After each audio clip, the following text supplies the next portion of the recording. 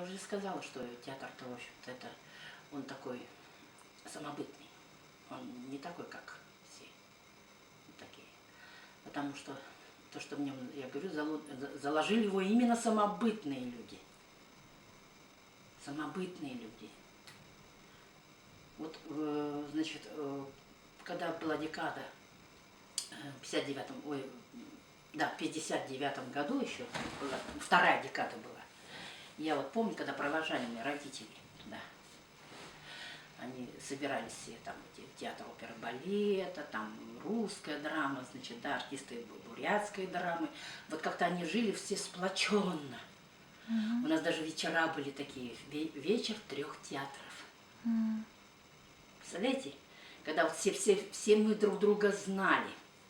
Вот, и они все друг друга знали. Собирались, вечеряли, можно сказать, да? Вот. А вот сейчас этого нету. Вот, кстати, да, этого сейчас нету. Так, поскольку, вот так, это нужный, этот не нужный человек. Кстати, можно, это не можно. То сейчас идет выборно, как-то все обособлены в этом. А тогда, в общем-то, был такой, ну, знаете, коммунистический нрав, да, в общем-то. Но это тоже своего рода, тоже хорошо было. И вот я считаю, что все, что было в советском время, да, его нельзя ругать. Там были хорошие моменты в советский период, да. Вот единственное, что, может быть, не хватало вот свободного вероисповедания. Вот если бы было бы свободное вероисповедание, да, каждого, вот тогда, наверное, бы вот не случилось бы падение. Ну, это мое мнение такое, да. Ну, а с другой стороны, да, действительно, как-то вот так получилось, что у нас с одной стороны мешок зашиваем, а с другой стороны рвется, полный мешок, я называю, да? Здесь зашиваем, там рвется. Здесь зашиваем. В общем, как-то вот как загнил, так сказать, этот строй, ага. Мешочек загнил вот так вот. Это я так образно говорю. Это вы про советский строй. Да, да, да. Надо менять этот мешочек. А то, что внутри там было, вот, оставить. Хорошее было, качественное внутри было. Как говорится, те двойные стандарты, они, вот я не особо к ним, так сказать, тяготею, но тем не менее, раз это есть, то это тоже имеет право на жизнь. А считается, что сейчас к театру люди потеряли интерес? Нет, нет. Потому что если судя по тому, как вот ходят люди на премьеры, и вообще как-то вот, наверное, знаете как что, вот реклама, она какая-то вот обособленная. Вот мне кажется, что здесь рекламы еще нет. Самое. Раньше же у нас же реклама, знаете, как на всю вот эту улицу. На всю вот эту советскую улицу. Вот, есть остановка советская была. Помните, нет? Да. Вот. И там были все перечислены, весь репертуар. Весь репертуар. А тут я, например, как-то иду сегодня к Дон Кихота, я говорю, а где реклама-то? Я бы пошла. Ну, плохо работает вот в этом плане. Рекламное агентство театра.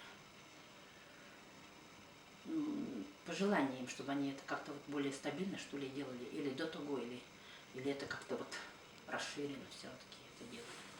А так, в общем-то, красиво оформляют сейчас вот это афиши. Потому что раньше, вот, допустим, зайдешь сразу вот так в оперном театре, там такая рамочка висит, и весь репертуар на месяц висит. Люди приходили, смотрели конкретно вот было. Это тоже удобно. Сейчас этого нету.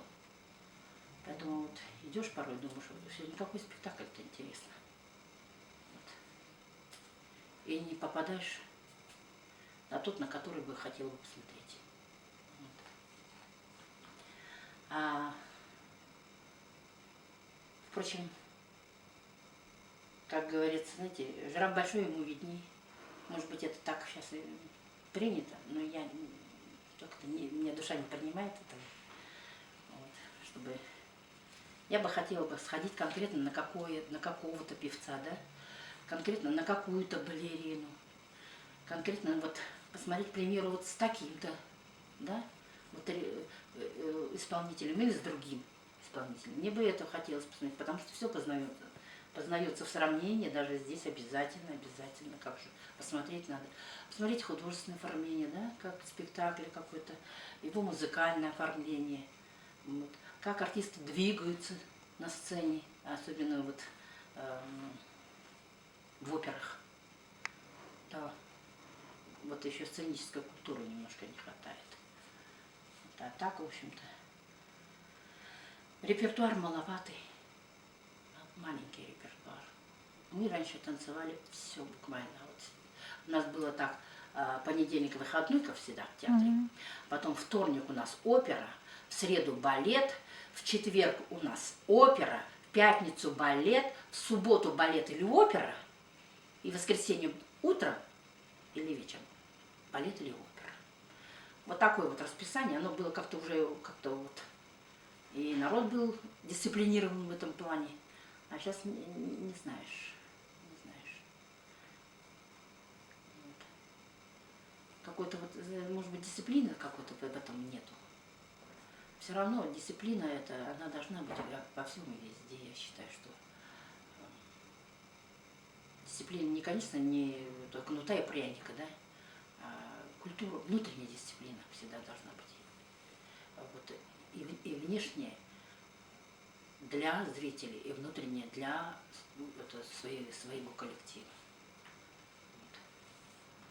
Вот. Это много значит.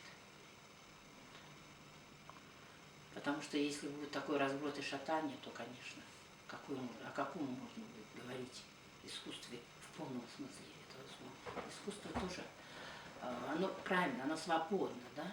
Я свободен, это свободный художник, например, он сам себе свободен, он сам себе, да? Тут идет труппа. А если труппа, то дисциплина. А если в труппе дисциплины нет, то, извините, какое качество исполнения будет спектакля? Сейчас, по-моему, у них нормально с новыми художниками. Ну да, вот я вообще говорю. Вот, дай бог, чтобы так, конечно, было. Вот. У нас сейчас как бы вот модно стало, наверное, чтобы приглашать как бы вот откуда-то, чего-то. Да, как бы то. А такой у меня вопрос сразу возникает, а что, наших нет, что ли? Да. Вот у нас что, мы не способны, что ли, руководить? Не способны, что ли, вот, дирижировать, да? Быть прекрасными балетмейстерами, руководить труппой, или там хормейстерами, руководить труппой. Ну, не знаю. Нас раньше всегда отправляли учиться. Поэтому, наверное, так все было. Замечали, видели, ага, этот человек может, и все на него все бросалось, и для него все делалось, для того, чтобы все это поднималось. Вот. А в драматических театрах? А в драматических театрах, ну, я, вы знаете, раньше ходила я в драматический театр, и как-то вот, сходила потом на Чингисхана, да? Сережа-то, Сергей, режиссер-то, Мартак, фамилия его как.